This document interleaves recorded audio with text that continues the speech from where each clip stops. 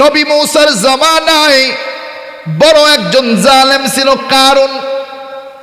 আমার আল্লাহ রাব্বুল আলামিন কোরআনে সুন্দরভাবে বলে দিয়েছেন, ইন্না কারুন কানা মিন কওমি মূসা ফাবাগা আলাইহিম ওয়া আতাইনাহু মিনাল কুনুজি মা ইন্না মাফাতিহাহু লাতানূউ বিল উসবাতি উলিল কুওয়া।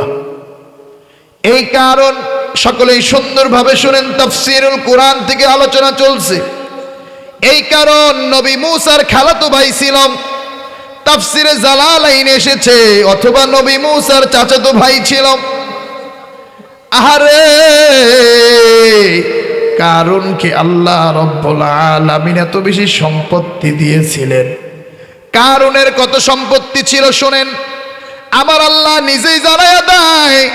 কারুনের সম্পত্তির চাবি বহন করার জন্য কোন কোন রিওয়ায়াতে আছে 10 জন বীর পালোয়ান ছিল, কোন কোন বর্ণনায় আছে 20 জন, 30 জন, 40 জন, কোন কোন বর্ণনায় আছে 70 জন। কারুনের সম্পদ এত ছিল, ওই সম্পদের চাবি বহন করার জন্য 70 জন বীর পালোয়ান লাগতো। আল্লাহু আকবার।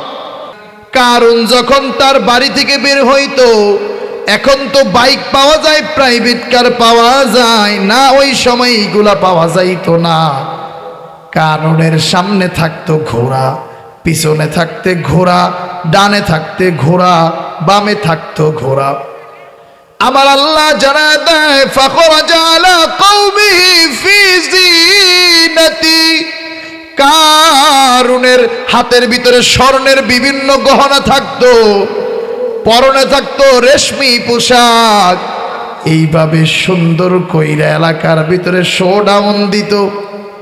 আরে কারুন যখন এলাকায় বের হইতো, কারুনের চলাচলতি দেখা যারা দুনিয়া প্রেমী, দুনিয়ার সম্পত্তি যারা কামনা করে, তারা আল্লাহর কাছে বলতো, আল্লাহ ইয়া লাইতা লানা মিসলা মা উতিয়া কারুন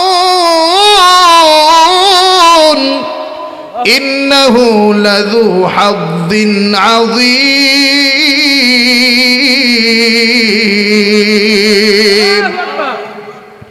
এলাকার লোকেরা বলতো, আহারে, কারুনের মতো যদি আমাদের ধন সম্পত্তি থাকতো, কারুনের মতো যদি আমাদের টাকা পয়সা থাকতো, কতই না ভালো হইতো। কারুনের সবকিছু ছিল, টাকা ছিল, নারী ছিল, সব ছিল, গাড়ি ছিল, বাড়ি ছিল, কিন্তু নেতৃত্ব ছিল না। নেতৃত্ব ছিল নবী মূসার হাতে আর তার ভাই হারুনের হাতে। কারুন বড় আফসোস করে বলতাছে, আমার সব হইছে, কিন্তু এলাকার নেতাগিরিটা আমার কাছে নাই। এবার নবী মূসা আলাইহিস সালাতু ওয়াস সালাম একদিন কারুনের কাছে চলে আসলো। কারুনের কাছে আইসা বলল, ও কারুন, তোমার তো এত সম্পত্তি, আল্লাহ রব্বুল আলামিন তোমার সম্পত্তির উপরে যাকাত ওয়াজিব করছেন, যাকাত ওয়াজিব করছেন। এবার কারুন হিসাব করলো, হিসাব কইরা দেখে তার যত সহায় সম্পত্তি, অনেক টাকা পয়সা। এখন তো টাকা, তদানীন্তন সময় ছিল দিন আর স্বর্ণ মুদ্রা চলে আসে। এবার কারুন এলাকার ভিতরে নাইমা গেল। এলাকার ভিতরে তার যারা চেলা চামুন্ডরা আছে, তাদেরকে নিয়ে বলতে লাগলো, এতদিন নবী মূসা আমার থেকে নেতৃত্ব চাইছে, আমি কিছু বলি নাই। এবার নবী মূসা যাকাতের নামে ভণ্ডামি আমার কাছে নিয়ে আসছে, এই যাকাতের কথা বইলাম, সে আমার সহায় সম্পত্তি দখল করতে চায়। কন্যা নাউজুবিল্লাহ। এ বাবা, যাকাত এটা কার বিধান? একটু জবানটা ছেড়ে বলেন না, যাকাত কার বিধান? আরো জোরে বলেন না, যাকাত কার বিধান? আহারে, নামাজ যেমন ফরজ, রোজা যেমন ফরজ, যাকাতও এই রকম ফরজ। মায়ার নবী বলেন, শেষ জামানায় কেন ভূমিকম্প হবে? এর অনেক কারণ, এর ভিতরে একটা কারণ হলো ওয়াজ-যাকাতু মাগরামা, মানুষ হিসাব করে যাকাত দিবে না। মানুষ জাকাতকে জরিমানা মনে করে। তো মানে অনেকেই জাকাত দেয়, চৌধুরী সাহেব জাকাত দিবে, এলাকার ভিতরে এলান করে দেয়, 5,000 লোক জমা হয়ে যায়, কিন্তু চৌধুরী সাহেবের মাত্র 5টা শাড়ি, আবার শাড়িগুলো এত পাতলা, শাড়ি না মশারি সেইটাই তো বোঝা যায় না, ঠিক কিনা মুসলমান? মায়ার নবী দয়াল নবী হাদিসে বলেন, শেষ জমানায় মানুষ যখন হিসাব করে জাকাত দিবে না, আল্লাহ রব্বুল আলামিন ওই সমাজের ভিতরে বেশি বেশি ভূমিকম্প দিবেন, ওই সমাজের ভিতরে বেশি বেশি ভূমিকম্প দিবেন। এবার কারণ এলাকার সব নেতাকে একত্রিত করলাম, একত্রিত কইরা বলল নবী মূসার ব্যাপারে একটা সিদ্ধান্ত নেওয়া দরকার, নবী মূসাকে একটা শায়েস্তা করা দরকার। কয় কেন কেন কেন? কয় নবী মূসা এতদিন নেতৃত্ব দিয়েছে, এতে তার শখ মিট হয় নাই, এবার নবী মূসা আমার টাকা পয়সা সব দখল করতে চায় জাকাতের নাম দিয়া। এবার তার যারা আছে আত্মীয় স্বজন বলতে লাগলো, নেতা মশাই তাহলে কি করবেন? কয় নবী মূসার ব্যাপারে এমন একটা বিষয় ছড়াইয়া দিতে হবে যেই বিষয়ের কারণে নবী মূসা এলাকার ভিতরে আর মুখ দেখাইতে পারবে না। কয় ওই যে এলাকার ভিতরে একটা খারাপ মহিলা আছে, বেশ্যা মহিলা, এই মহিলার টাকা পয়সা দিবা আর তার সাথেই ওয়াদা নিবা, পুরা এলাকাবাসীর সামনে সে ছড়াইয়া দিবে নবী মূসা তার সাথে জিনা করেছে, নবী মূসা তার সাথে জিনা করেছে। একটু জবানটা খুলে সবাই আকাশ বাতাস প্রকম্পিত করে বলেন না নাউজুবিল্লাহ। আহারে এবার সব মানুষদেরকে নিয়ে, এলাকাবাসীর নিয়ে নবী মূসার ঘরের সামনে চলে আসছে। নবী মূসারে বলতাছে, ও নবী মূসা, আপনি একটু ঘর থেকে বের হন, আমরা আপনার থেকে বিভিন্ন ওয়াজ নসিহত শুনব। নবী মূসা তখনই বুঝতে পারলেন এই শয়তান তো কোনোদিন আমার কাছে আসে না, আজকে কেন আসছে? ঘর থেকে বের হয়ে দেখে পুরো এলাকার অনেক লোকরে নিয়ে আসে জড়ো হয়ে গেছে। আহারে জড়ো হইয়া এবার নবী মূসারে বলে, আপনি একটু আমাদেরকে ওয়াজ করেন, নসিহত করেন। এবার নবী মূসা আলাইহিস সালাতু ওয়াস সালাম বিভিন্ন ওয়াজ নসিহত করতেছেন। নসিহতের এক ফাঁকে বলতেছেন, যদি কেউ চুরি করে তার হাত কাইটা দিবা, যদি কেউ জিনা করে তাদেরকে 100 বেত্রাঘাত করবা, আর যদি বিবাহিত হইয়া জিনা করে তাদেরকে পাথর মেরে হত্যা করবা। হঠাৎ করে কারণ দাঁড়ায়া গেল, কারণ দাঁড়ায়া বলল, ও নবী মূসা, আপনি যদি এই অন্যায় করেন আপনার শাস্তি কি? এবার নবী মূসা বলেন, ইসলাম হলো এমন একটা ধর্ম, নাই বড় লোক নাই ছোট লোক নাই, রাজা নাই প্রজা নাই, মসজিদের ভিতরে যাও, সবাই এক হয়ে কাতারবদ্ধ হয়ে দাঁড়ায়া যাইবা, ইসলামের আইন সবার জন্য সমান। নবী মূসা বলে, ইসলামের আইন সবার জন্য সমান, আমি করলেও যে শাস্তি, সাধারণ মানুষ করলেও সেই শাস্তি। আহারে এবার নবী মূসাকে লক্ষ্য করে কারণ বলতেছে, আমাদের কাছে খবর আসছে এলাকার ভিতরে একটা মেয়ে আমাদের কাছে বলেছে আপনি নাকি তার সাথে জিনা করেছেন, আপনি নাকি তার সাথে জিনা করেছেন। একটু চিৎকার মেরে পড়েন না নাউজুবিল্লাহ। নবী মূসার চোখ দিয়া পানি টলমল টলমল করা পড়ে। নবী মূসা সিজদার ভিতরে পড়ে গেলেন আর আল্লাহর কাছে বলতে লাগলেন, আল্লাহ, এর আগে নবী মূসা ওই মহিলারে যখনই দেখাইছে, নবী মূসা সুন্দরভাবে বলতেছে, এই মহিলা, আমি কি তোমার সাথে জিনা করছি নাকি সবার সামনে সত্য কথা বলো। আহারে এবার ওই মহিলা যা শিখে আসছিল সব ভুলে গিয়েছে, মহিলা চুপ হয়ে রয়ে গিয়েছে। কারুনের সাথে যত লোকজন আসছে সব লোকজন নিচের দিকে তাকায়া তাকায়া শরম পাইতাছে, কারণ জানে রে নবীদের সাথে যারা বেয়াদবি করে তাদের কোনো ক্ষমা নাই। এ বাবা, ইতিহাস এটাই বলে শুধু নবীরা নয়, নবীর ওয়ারিসদের সাথে যারা বেয়াদবি করে, নবীর ওয়ারিসদেরকে যারা বিভিন্নভাবে চরিত্র হননের চেষ্টা করে, আল্লাহ তাদেরকে দুনিয়াতেও শাস্তি দিয়া দেয়, আখিরাতেও শাস্তি দিয়া দেয় রে বাবা। এবার নবী মুসা সিজদায় পড়ে গেলেন। সিজদায় পড়ে চোখের পানি ছেড়ে ছেড়ে আল্লাহর কাছে বলতেছেন, আল্লাহ এই কারণ আমারে বিভিন্নভাবে শাস্তি দেয়, আজকে আমারে এমন ভাবে কটাক্ষ করেছে, আমার বিরুদ্ধে জিনাহের অপবাদ দিয়েছে, আল্লাহ তুমি তারে শাস্তি দিয়া দাও।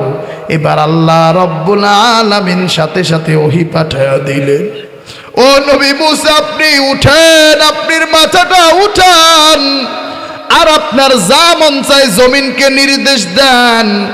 এবার নবী মুসা জমিনকে নির্দেশ দিলেন, ও জমিন তুমি ফাঁক হয়ে যাও, তোমার পেটের ভিতরে কারুনকে তুমি নিয়ে নাও, তোমার পেটের ভিতরে কারুনকে তুমি গিলে ফেলো। সকলেই জোরে জোরে আওয়াজ দিয়া পড়েন না আল্লাহু আকবার। আরে সব মানুষগুলা দাঁড়ায় রইছে, সব মানুষগুলা চাক্ষুর সামনে এই বিষয়গুলা দেখতাছে দুই পাশ দিয়ে মাটি ফাঁক হইয়া কারুনকে মাটির পেটের ভিতরে নিয়ে যাইতাছে, পেটের ভিতরে নিয়ে যাইতাছে। মুফাসসিরিনে কেরাম বলেন কারুন ওই সময় দুইবার নয়, একবার নয়, 70 বার নবী মুসার কাছে সরি কইছে, ডাক দিছে। নবী মুসা বলতেছেন, ওই 70 বার তুমি যদি আমারে ডাক না দিয়া আরশের মালিক আল্লাহরে যদি একটু ডাক দিতা, আরশের মালিক আল্লাহর প্রতি যদি একটু ঈমান আনতারে, আল্লাহ চাইলে তোমার বিপদ থেকে রক্ষা করতে পারতো, আল্লাহ চাইলে তোমার বিপদ থেকে রক্ষা করতে পারতো। এবার কারণ যখন মাটির ভিতরে ডাইবা যাইতাছে, ওই এলাকার আরো কিছু খারাপ লোকজন বলে, কয় দেখছনি কারুনকে ধ্বংস করতেছে, কারুনকে ধ্বংস করার পরে কারুনের যে সম্পত্তি আছে সেই সম্পত্তিগুলা নবী মুসা দখল করবে। এবার আবার আল্লাহর কাছে হাত উঠায় দিছেন নবী মুসা, হাত উঠায় বলতেছেন, আল্লাহ আপনি তো কারুনকে ধ্বংস করেছেন, মাটিতে মিশায়া দিতেছেন, কারুনের সম্পত্তি গুলাও মাটিতে মিশায়া দেন, কারণ কারুনের সম্পত্তি গুলা নিয়ে আমি কি করব? আমার আল্লাহ রব্বুল আলামিন এই কাহিনীগুলা সুন্দরভাবে সূরাতুল কসসের ভিতরে উল্লেখ করিয়া দেন। আমার আল্লাহ জানায়া দেন, ফাখাসাফনা বিহি ওয়া বিদারিহিল আরদ فما كان له من فئة ينصرونه فما كان له من فئة ينصرونه من دون الله وما كان من المنتصرين।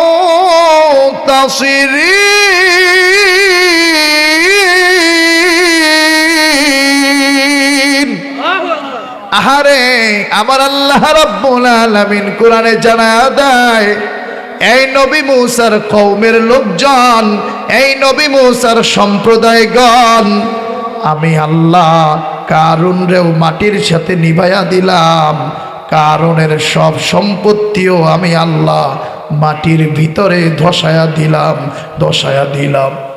এবার যেই মানুষগুলো গতকালকে বলেছিল কারুনের মতো যদি সম্পত্তি থাকতো কতই না ভালো হইতো, যারা কারুনের এত সম্পত্তি দেখে আফসোস করেছিল, তারা দেখলো মুহূর্তের ভিতরে সব সম্পত্তি নাই হয়ে গেল। এবার তারা সুন্দরভাবে ঘোষণা দেয়, ওয়াই কান্নাল্লাহা ইয়াবসুতুর রিজকা লিমান ইয়াশাউ মিন ইবাদিহি ওয়া ইয়াকদির, এবার তারা বলা বলি করতে লাগলো, এই দুনিয়ার রিজিকের মালিক কেউ না, এই দুনিয়ার রিজিকের মালিক হলেন আল্লাহ। আল্লাহ চাইলে কাউকে ধনী বানাইতে পারেন, আবার আল্লাহ চাইলে কাউকে বিপদ দিয়া শেষ করে দিতে পারেন। এবার তারা বলতেছে, আল্লাহ আমরা যে অপরাধ করছি, আল্লাহ তো শুধু কারুনকে ধ্বংস করেছে, আমাদেরকে আল্লাহ ধসায়া দেয় নাই, এটা আল্লাহর অনেক বড় রহমত।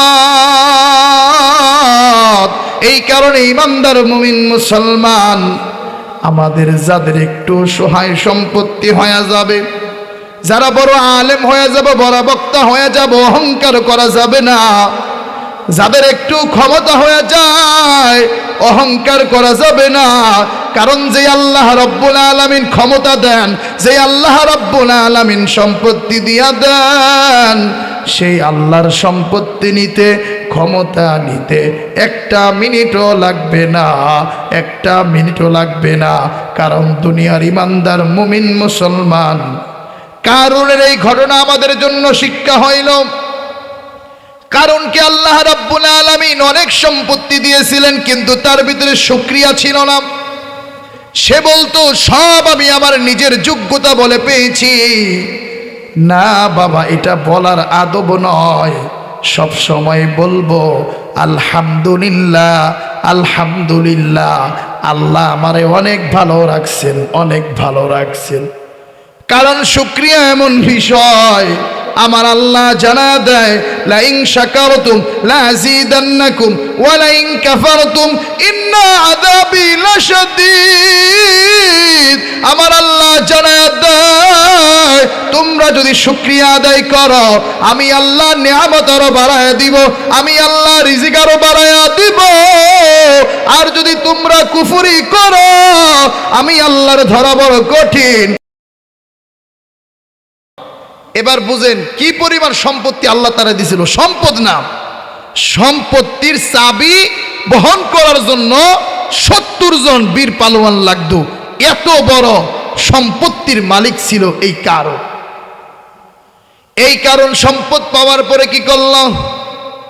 সম্পদ পাওয়ার পরে কারো যদি সম্পত্তি হয়ে যায়, নিজের যেই বিষয়গুলো আছে সেইগুলোর হাজত পূরণ করা। এলাকার ভিতরে যদি কেউ মেয়ে বিয়ে শাদী না দিতে পারে, তার পাশে দাঁড়ানো। এলাকার যে কোনো প্রয়োজনে মানুষের পাশে দাঁড়ানো। ওই টাকা দিয়া, ক্ষমতা দিয়া মানুষের উপর জুলুম না করা। আমার আল্লাহ রাব্বুল আলামিন জানায়া দেন, কারণ মানুষের উপর জুলুম করা শুরু করে দিল, মানুষের সাথে খারাপ ব্যবহার করা শুরু করে দিল। অনেকে দেখবেন, আহারে সামান্য কয়টা টাকা হয়েছে, পোলাই তালি গেছে, এখন আর ভাব বাইরা গেছে, এখন তারে আর আগের মতো পাওয়া যায় না, আগের মতো সাধারণভাবে চলাফেরা করে না, আগের মতো সাধারণভাবে সুন্দরভাবে মানুষের সাথে কথা বলে না।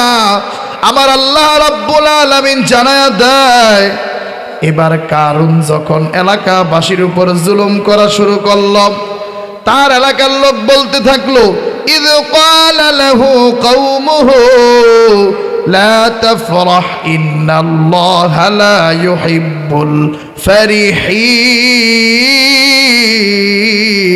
الفرحين। কারুনের লোকজন বলল, এলাকার লোকজন তুমি গর্ব করো না, অহংকার করো না, কারণ অহংকারকারীকে আল্লাহ পছন্দ করেন না, ভালোবাসেন না। কারুনের এলাকার লোকজন তারে বলল, وابتغ فيما آتاك الله الدار الآخرة ولا تنس نصيبك من الدنيا وأحسن كما أحسن الله إليك ولا تبغ الفساد في الأرض।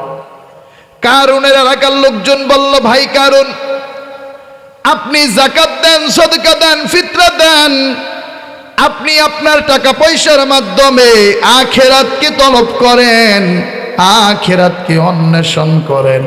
কারণ রে বাবা, একটু আওয়াজ দিয়া বলবেন, সম্পদ দেওয়ার মালিক কে? সম্পত্তি কেড়ে নেওয়ার মালিক কে? নদীরে কুল ভাঙে ও কুল গড়ে, এই তো নদীর খেলা। সকাল বেলা ধনী রে তুই ফকির, সন্ধ্যা বেলা। আহারে আমাদের নড়িয়া উপজেলা এটাই তো থাকার কথা না? 18 সালে এমন ভাবে ভেঙেছে, আহারে ওই সময়ে যদি বেড়িবাঁধটা না হয় আমার নড়িয়া উপজেলায় তো বিলীন হয়ে যায়। তোমার আমার এত সুন্দর ঘর বাড়ি, তোমার আমার এত সুন্দর ডুপ্লেক্স বাড়ি, আহারে এইগুলা নিয়ে কোনো অহংকার করা যাবে না। এই কারণে কারুনের এলাকার লোকজন বলল, আপনি অহংকার করবেন না, আপনি টাকা পয়সা দিয়া দান খয়রাত কইরা জান্নাত কামাই করেন, জান্নাত কামাই করেন। কারণ কয়, কেন আমি আল্লাহর রাস্তায় দান করুম? কয় কেন দান করবেন না? কারণ এইগুলোতে আল্লাহ দিয়েছে। কারণ কয় না, ক্বালা ইন্নামা উতিতুহু আলা ইলমিন ইনদি। কারণ কয় না, এই সম্পত্তি কেউ আমারে দেয় নাই, আল্লাহ আমারে দেয় নাই। এই সম্পত্তি আমি আমার নিজের যোগ্যতা বলে অর্জন করেছি। একটু জোরে জোরে পড়েন না নাউজুবিল্লাহ। আর এরপরে আল্লাহ এই উত্তর শুনে জানায়া দেন, আল্লাহ আয়াত নাজিল করিয়া দেন, আওয়ালাম ইয়ালাম আন্নাল্লাহা ক্বাদ আহলাকা মিন ক্বাবলিহি মিনাল কুরুনি মান হুয়া আশাদ্দু মিনহু কুওয়াতান ওয়া আকথারু জামাআ। আমার আল্লাহ জানায়া দেয়, কারণ কি জানে না? কারণের চাইতেও বড় শক্তিধর আমি আল্লাহ ধ্বংস করে দিয়েছি। কারণের চাইতেও বড় অর্থওয়ালা জালেমকে আমি আল্লাহ ধ্বংস করে দিয়েছি। এটা কি কারণ জানে না? এই কারণে ইমানদার মুমিন মুসলমান জালেমদের সামনে কোনো মাথা নত করা যাবে না। আরেকটা ঘটনা শোনাই, এইটা আরেকটু পরে শোনাই, এর মাঝখানে আরেকটা ঘটনা মনে পড়া গেল। উমাইয়া শাসন আমলে বড় একজন শাসক ছিল হাজ্জাজ ইবনে ইউসুফ। এই হাজ্জাজ ইবনে ইউসুফ নিরপরাধ মানুষকে হত্যা করত। এই হাজ্জাজ ইবনে ইউসুফ অসংখ্য নিরপরাধ আলেমকে হত্যা করত। এই হাজ্জাজ ইবনে ইউসুফ মানুষকে মিথ্যা মামলা দিয়া মানুষকে বিভিন্ন জেল হাজতে খাটাইতো। এবার ওই আমলে সবচেয়ে বড় একজন আলেম ছিলেন সাঈদ ইবনে জুবায়ের। সাঈদ ইবনে জুবায়ের আগুনের মতো গর্জে উঠলেন। সাঈদ ইবনে জুবায়ের অত্যন্ত সুন্দরভাবে বলতে লাগলেন কুরআন হাতে নিয়া, তুমি যেই হও না কেন, তুমি যদি জুলুম করো, এই জুলুমের বিচার আল্লাহ রব্বুল আলামিন একদিন করবেন ইনশাআল্লাহ। সাঈদ ইবনে জুবায়ের বললেন, আপনি মানুষকে খুন করেন, এটা খারাপ কাজ। আপনি নিরপরাধ মানুষের জায়গা জমিন দখল করেন, এইগুলা কেন করেন রে বাদশাহ? এবার হাজ্জাজ ইবনে ইউসুফ দেখলো এই এলাকার ভিতরে সাঈদ বিন জুবায়ের যদি বাইজা থাকে তাহলে এলাকার ভিতরে যত সমস্যা হবে, প্রবলেম হবে। এবার সাঈদ ইবনে জুবায়েরকে ধরে নিয়ে আসছে, সব লোকজন নিয়ে হত্যা করবে। সাঈদ ইবনে জুবায়েরকে এবার রাজা মশাই বিভিন্ন প্রশ্ন করতেছে। কয়, এই সাঈদ ইবনে জুবায়ের তুমি আল্লাহর ব্যাপারে কি জানো? কয়, এই দুনিয়ার সব কিছুর মালিক হলেন আল্লাহ। এই দুনিয়ার রক্ষাকর্তা, এই দুনিয়ার রিজিকদাতা, এই দুনিয়ার একচ্ছত্র ক্ষমতার মালিক হলেন আল্লাহ। এবার বাদশাহ সাঈদ ইবনে জুবায়েরকে জিজ্ঞাসা করে, তুমি আবু বকর সিদ্দিকের ব্যাপারে কি জানো? তুমি উমরের ব্যাপারে কি জানো? তুমি ওসমানের ব্যাপারে কি জানো?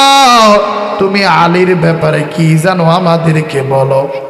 সাঈদ ইবনে জুবায়ের অত্যন্ত সুন্দরভাবে সবার ব্যাপারগুলো বলতেছেন।